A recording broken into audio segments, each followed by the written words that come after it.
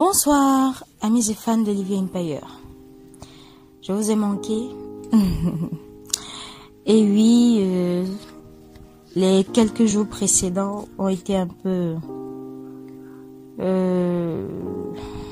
corsés pour moi.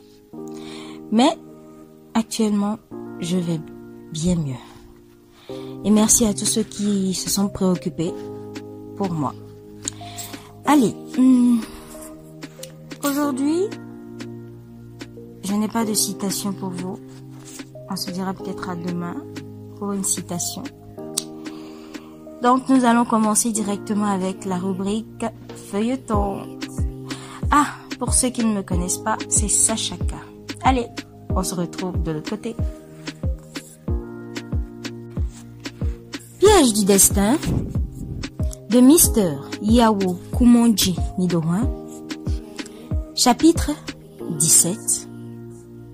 Pour toi. Une autre journée vient encore de s'amortir. C'est le soir. Comme toujours, il est de l'instinct. Chaque individu ayant quitté son toit au lever du jour pour ses occupations quotidiennes, rentre ou s'active pour rentrer chez soi. À Asivito, au magasin d'Agbemakple, cette journée finit donc aussi. Naturellement, Agbemakple est là pour les comptes de ce jour avec son gérant et les autres employés déjà libérés et partis. Les comptes finis, les deux hommes sortent. Dojiko prend son chemin de retour à la maison. Agbemakple ferme pour s'en aller aussi. Dojiko rentre à pied comme presque chaque soir. Il l'aime pour se dégourdir les jambes après tout le surplace de sa journée, une sorte de sport pour lui. Sur son chemin, il perçoit devant lui, dans les derniers crépuscules cafardeux, une jeune femme debout près d'une moto. Et à peine il arrive à sa hauteur, la jeune femme, qui a l'air très angoissée, l'interpelle. « Salut tonton. »« Wow. Salut sublime créature. C'est comment ?»« Ça va, mais j'ai un petit souci avec ma moto. Elle s'est arrêtée d'un coup et refuse de démarrer. »« Ah bon? Laisse-moi voir. C'est quoi la panne ?»« Je ne sais vraiment pas, tonton. Et je ne sais où trouver un mécanicien ici à cette heure. »« T'en fais pas. Je vais voir de quoi il s'agit. » Désolé pour le dérangement. Pas de dérangement qui tienne, voyons. Et pour une beauté comme toi, c'est un plaisir pour moi. Merci, tonton. Dojiko, pendant qu'il essaye de démarrer la moto. Pas tonton. Je suis Dojiko. Moi, Lawe. Joli prénom tu as, hein? Tout en essayant toujours de débrouillardise sur cette moto. Enchanté, sublime Lawe. Enchanté.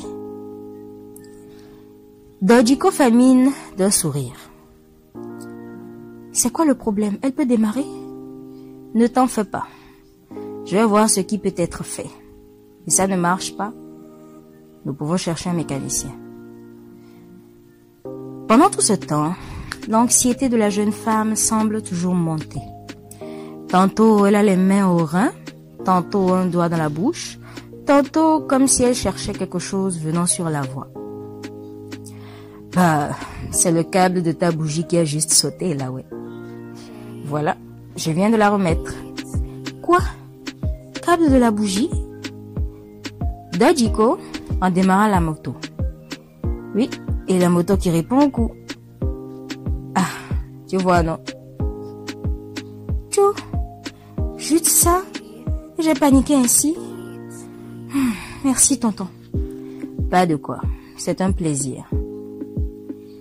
Lawa reprend sa moto et monte dessus.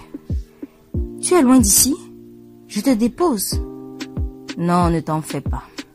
J'aurais juste aimé te rencontrer une prochaine fois.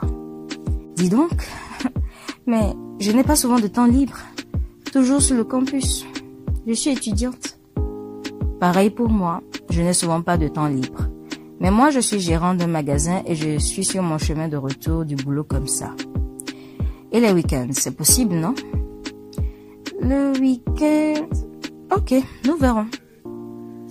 Donne-moi alors ton contact et je te fais signe voir si tu es dispo. Ils échangent leurs numéros. Merci, beauté. Je te fais signe alors. Fais attention à toi. Merci, tonton. Et fais attention à toi aussi. Bye. Bye. Là, elle met sa moto en marche et s'éloigne.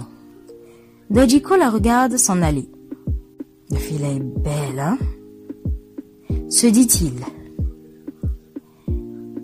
Lawe, un peu éloigné, prend un virage et va rencontrer Gentil qui l'y attend. Lawe ne perd donc pas de temps pour débuter sa mission et tenir la promesse faite à son ami.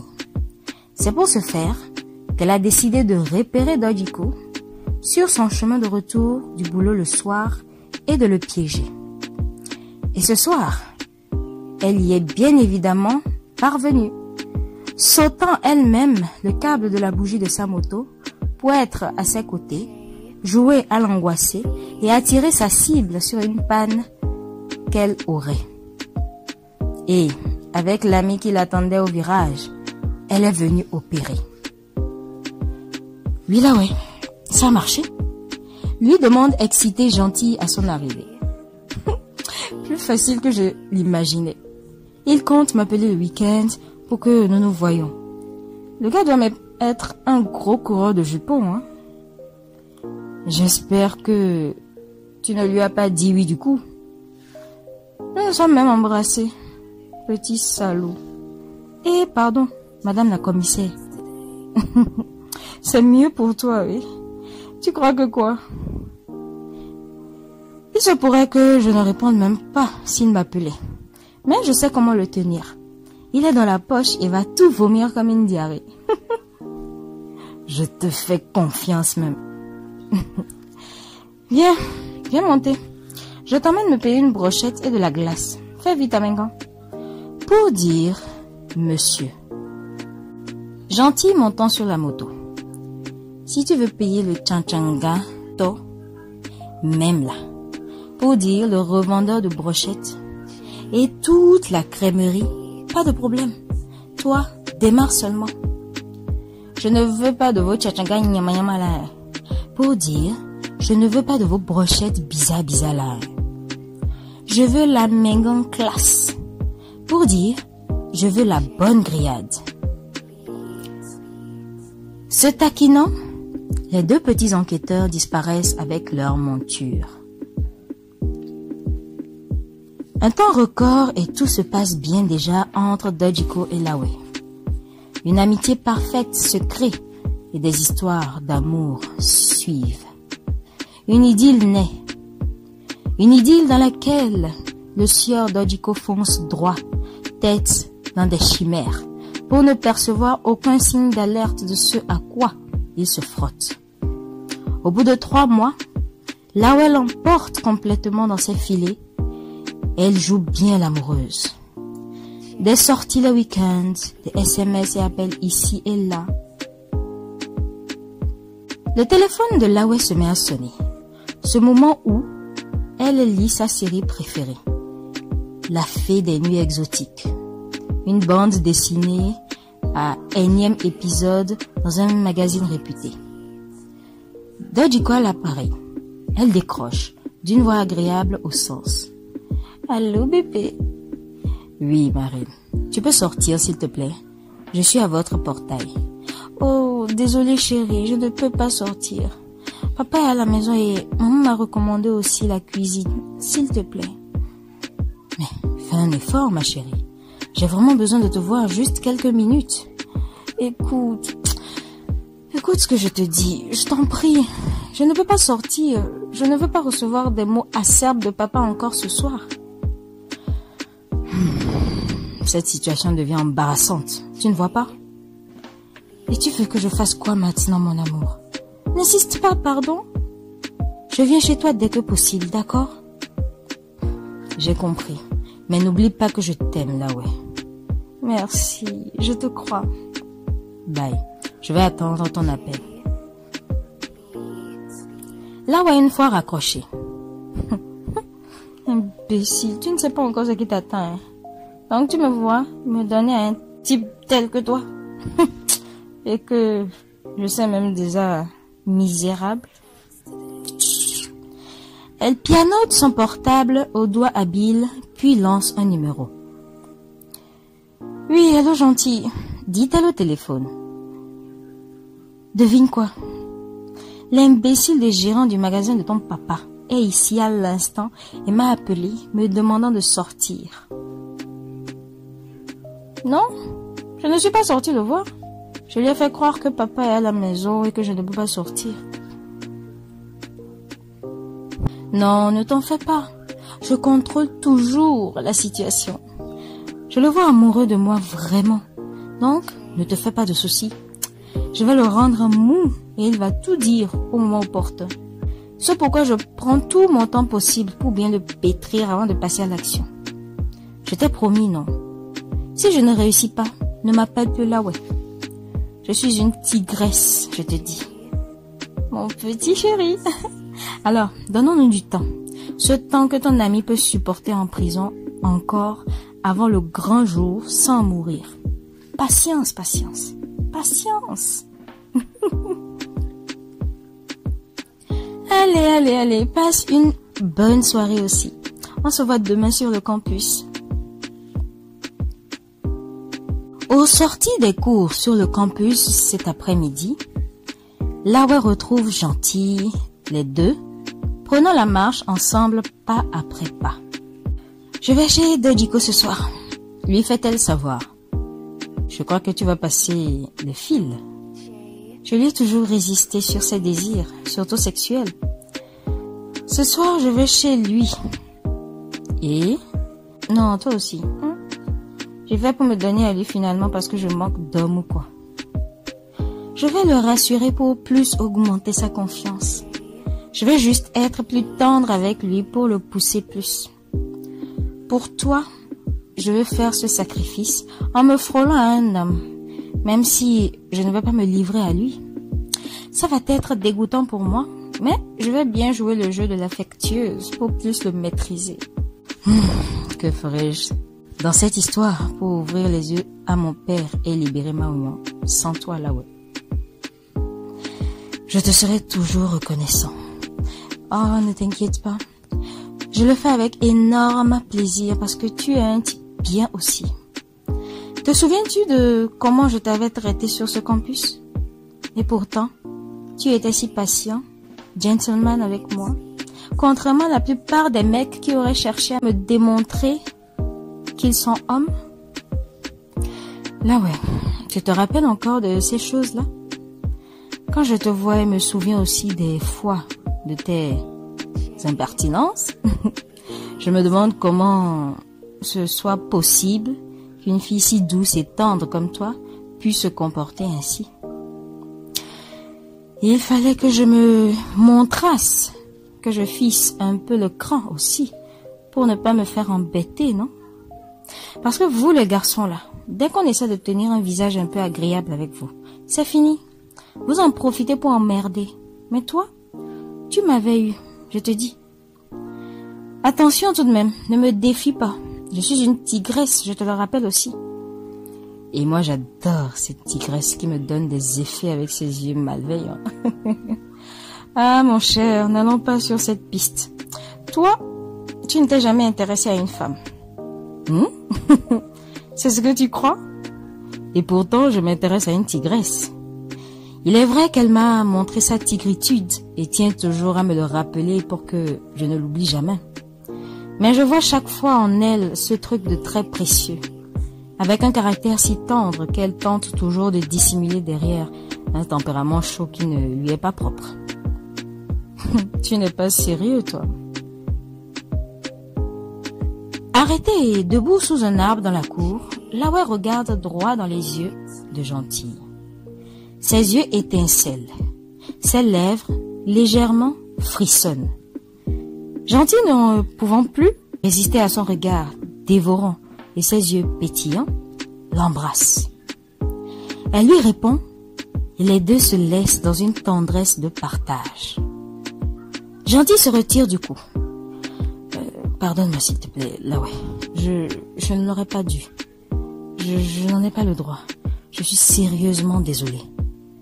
De quoi tu te plains? Nous sommes des adultes et j'ai adoré aussi. D'ailleurs, c'est moi-même qui l'ai voulu et te l'ai demandé.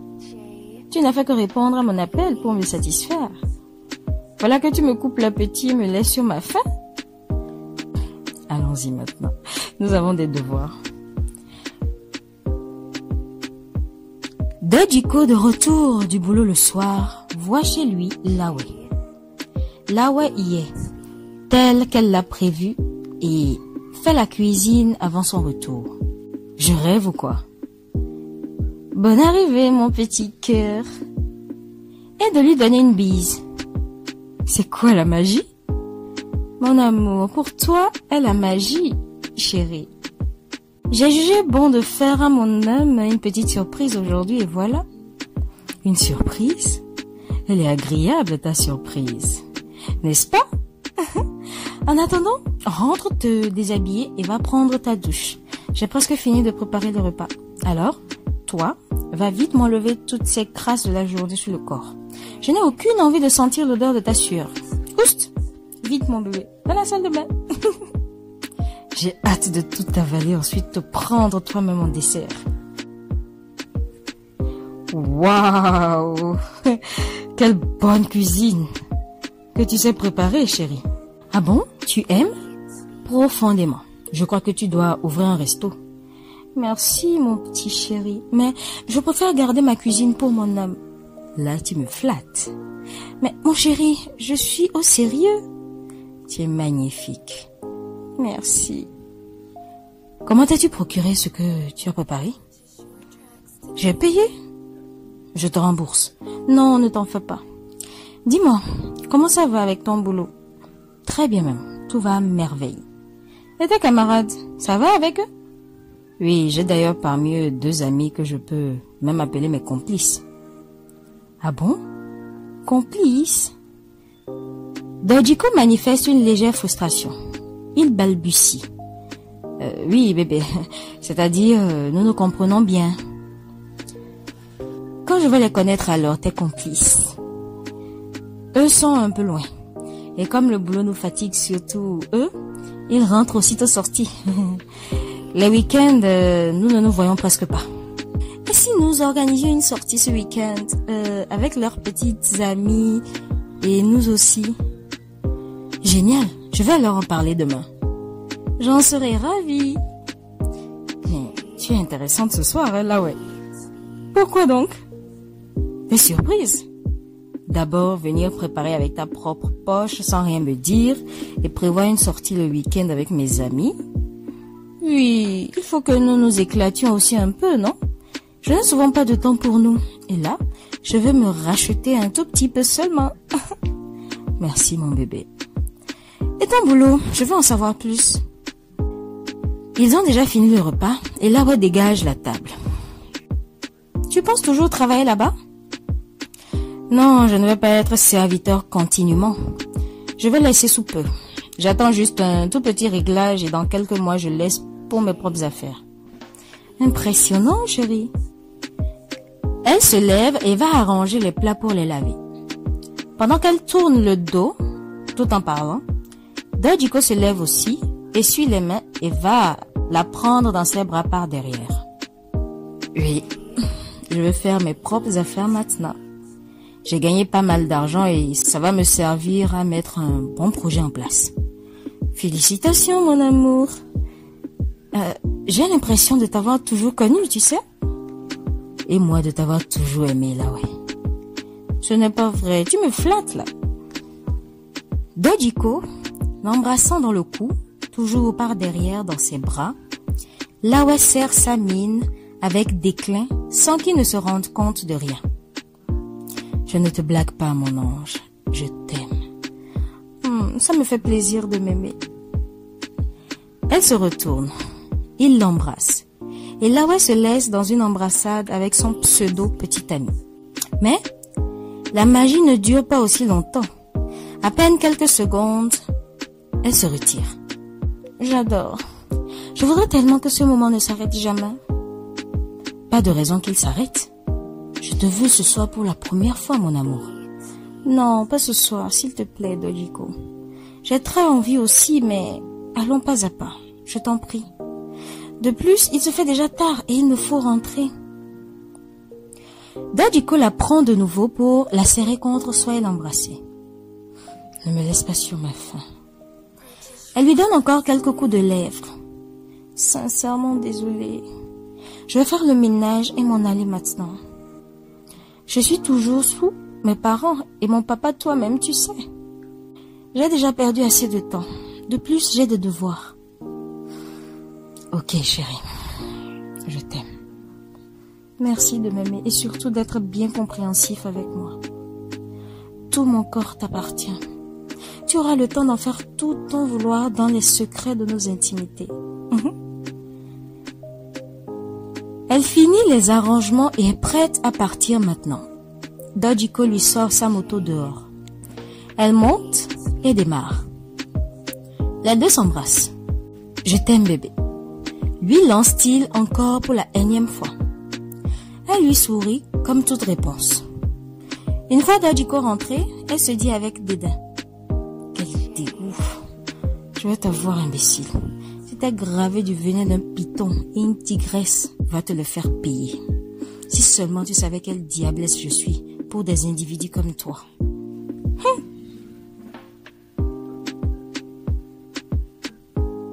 Et voilà, chers amis, c'est fini pour aujourd'hui.